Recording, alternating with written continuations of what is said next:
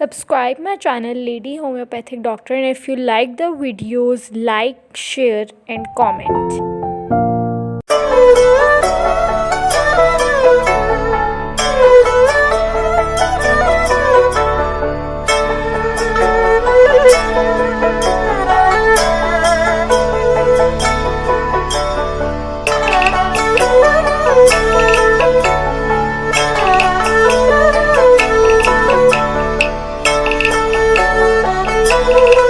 अस्सलामुअलैकुम।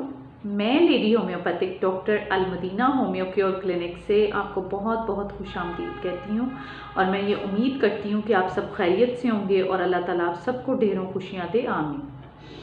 आज का हमारा टॉपिक है डिप्रेशन, यानी डिप्रेशन क्यों होता है और इसकी क्या क्या कॉजेज़ होती हैं, और फिर इसके साइन एंड सिम्टम्स पे बात करेंगे, और फिर आखिर में इसके ट्रीटमेंट का बताऊंगी कि होम्योपैथिक में इसका कैसे ट्रीटमेंट होता है, और आखिर में मैं आपको कुछ टिप्स दूंगी कि डिप्रेशन को आप कैसे क्योर कर सकते हैं, कैसे मैनेज कर सकते हैं, और कि अपनी लाइफ को कैसे आप खुशगवार बना सकते हैं। चलें आइए शुरू करते हैं। डिप्रेशन एक जो इसकी कॉजेज़ सामने आती हैं, तो कि ये एक जेनेटिक, कि अगर आपकी फैमिली हिस्ट्री में डिप्रेशन है, एंजाइटी है, स्ट्रेस लेते हैं फैमिली में, तो फिर ऑटोमेटिक आप में भी ये चीज़ कन्वर्ट होगी कि आप उसी तरह सोचेंगे। और फिर ये कि लाइफ में बहुत से फेजेस आते हैं, लाइफ को कभी उसमें अप एंड डाउन होता रहता है, कभी आपका वक्त टाइम बहुत अच्छा गुजर जाता है और कभी उसमें कुछ मसाइल आपको पेश आते हैं, कोई सडन इंसिडेंट्स हो जाते हैं जिसकी वजह से आप बहुत ज़्यादा डिप्रेस्ड हो जाते हो।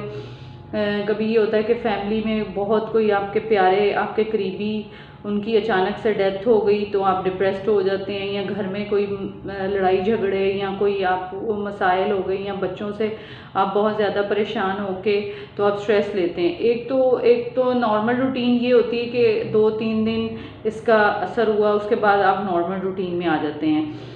बाज़ लोग ऐसे होते हैं कि उनके जहन पे असर हो जाता है, वो इस चीज़ को बहुत डीपली सोचते हैं, तो उनको ये डिप्रेशन होता है, यानी वो उस चीज़ से बाहर ही नहीं आ पाते कि जो इंसिडेंट हुआ है कि वो क्यों हुआ, और वो गहरी सोच में और डेली उन्होंने उसको सोचना है और वो उस चीज़ से नहीं बाहर निकल पड़ते। तो ये कि आपकी इससे पर्सनल लाइफ भी डिस्टर्ब होती है, आपकी सोशल लाइफ भी डिस्टर्ब होती है, और आप नॉर्मल रूटीन में नहीं आते, बिल्कुल आपका लाइफस्टाइल चेंज हो जाता है, आप बहुत ज़्यादा आपको नेगेटिव थॉट्स आती हैं। उसके अलावा ये कि अगर ये ब्रेन, अगर आप इसमें कुछ हार्मोन्स रिलीज़ करता है, जो कि एक इसका मेन जो हार्मोन होता है वो सेरोटोनिन होता है, जो कि वो एक हार्मोन रिलीज़ करता है, सिक्रीट करता है कि जी आपका मूड स्विंग्स यानी बदलता है कि आप किस वक़्त आप खुश हो रहे हैं, किस वक़्त आप सैड हो रहे हैं। तो ये आपका जो सेरोटोनिन हार्मोन है, अगर इसकी सिक्रीशन ही कम होगी, वो रिलीज़ ही नहीं होगा, तो आपके मूड स्विंग कैसे चेंज होंगे, आप बहुत ज़्यादा यानी डिप्रेस्ड हो जाएंगे, आप बहुत ज़्यादा इसके ये कि इसके सिम्टम्स ये होंगे कि आप बहुत ज़्यादा, आपको नेगेटिव थॉट्स आएंगी, अब दूसरों से अलग थलग रहेंगे। कभी ये कि महफिल में बैठे और थोड़ा सा हंसे और एकदम से साइड पे चले गए, और फिर आप बिल्कुल एक अलग से सोचने लग जाएंगे, और बहुत ज़्यादा आपके चेहरे पर उदासी, हर वक्त नेगेटिविटी, और सोच में किसी पॉजिटिव चीज़ को नहीं आप सोचते और नेगेटिव सोचते हैं। जब आपको कोई फारिग टाइम मिला और आपको ये ख्यालात आना शुरू हो जाते हैं, बाज़ दफ़ा ये होता है कि मेमोरी भी वीक होना शुरू हो जाती है, आप बहुत ज़्यादा इरिटेशन फील करते हैं, आपके मिजाज में बहुत ज़्यादा चिड़चिड़ापन आ जाता है, गुस्सा आता है आपको बहुत ज़्यादा उदास रहते हैं, आपका मूड हर वक्त बदलता है। कभी आप देखेंगे तो आप हंस रहे हैं, सबके साथ अच्छे हैं, और अचानक से आपका मूड बदल जाएगा और आप रोना शुरू हो जाएंगे, साइड पे चले जाएंगे और उदास होकर बैठ जाएंगे, और बहुत ज़्यादा यानी फिर ये कि आपकी नींद आहिस्ता आहिस्ता कम होना शुरू हो जाएगी, आपको हेडेक होगी, आपके चेहरे पे वो चमक दमक नहीं रहेगी, आपकी आंखों के नीचे हल्के पड़ जाएंगे, और आप बहुत ज़्यादा एक बीमार से लगेंगे, और ये कि आपकी लाइफ पूरी डिस्टर्ब हो जाएगी।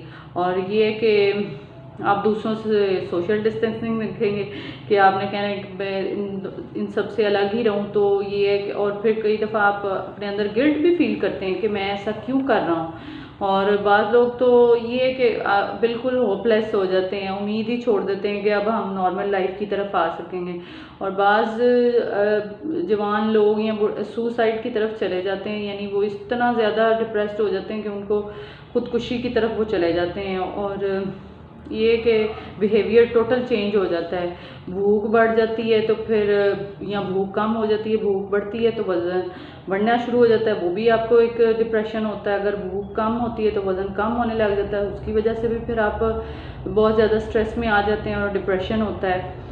तो अब इसका बात कर लेते हैं होम्योपैथिक में इसका क्या ट्रीटमेंट होता है। होम्योपैथिक में इसका बहुत अच्छा ट्रीटमेंट होता है। डिप्रेशन की बहुत अच्छी दवाइयाँ हैं जो कि आपको बिल्कुल रिलैक्स करती हैं, काम एंड क्वाइट करती हैं। आप बिल्कुल फिज़िकली और मेंटली बहुत रिलीफ करते हैं, आप बहुत अच्छा फील करते हैं। और बहुत ज़्यादा आपको ये है कि आप बहुत ज़्यादा दवाइयाँ खाने से बच जाते हैं। आपके बिल्कुल अकॉर्डिंग टू सिम्टम आपको दवाई दी जाती है कि आपको डिप्रेशन क्यों हो रहा है और इसके पीछे कॉज क्या है। उस कॉज को ढूंढ के ही आपको बिल्कुल आपके सिम्टम के मुताबिक आपको दवाई दी जाती है ताकि आपके डिप्रेशन से आपको बचाया जा सके।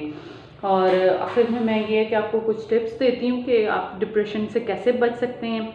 एक तो ये कि आप जब आपको कोई इस तरह ख्यालात आना शुरू हों या आप नेगेटिव सोच की तरफ जाएं तो फ़ौरन आप वज़ू करें, नमाज़ पढ़ें, दुरूद शरीफ पढ़ें, अल्लाह ताला को याद करें। इससे बहुत ज़्यादा आप डिप्रेशन से बाहर आएंगे। और ये है कि मॉर्निंग वॉक और इवनिंग वॉक ज़रूर करें और लंबे लंबे सांस लें, खुली हवा, ताज़ा हवा में आप सांस लें, अपनी नींद को पूरा करें, पानी बहुत ज़्यादा पिएं। और ये है कि आप बहुत ज़्यादा इस तरह आपके मूड स्विंग्स चेंज होंगे, आप रिलैक्स करेंगे। हमेशा लंबा सांस लेके छोड़ें और फिर इनहेल एंड एक्सेल, यानी सांस को अंदर खींचें और फिर बाहर निकालें। इससे आपको बहुत ज़्यादा डिप्रेशन में फ़र्क पड़ेगा। और अपना ख्याल रखें बहुत ज़्यादा, क्योंकि लाइफ बहुत एक कीमती चीज़ है, इसको मुश्किलात में नहीं डालना चाहिए। हमेशा खुश रहें। आज के लिए इतना ही। नेक्स्ट वीडियो में नेक्स्ट टॉपिक के साथ ज़रूर मिलेंगे इंशाअल्लाह। और अगर आपको मेरी वीडियो पसंद आए, लाइक करें, शेयर करें एंड सब्सक्राइब करें। जज़ाकल्लाह खैर।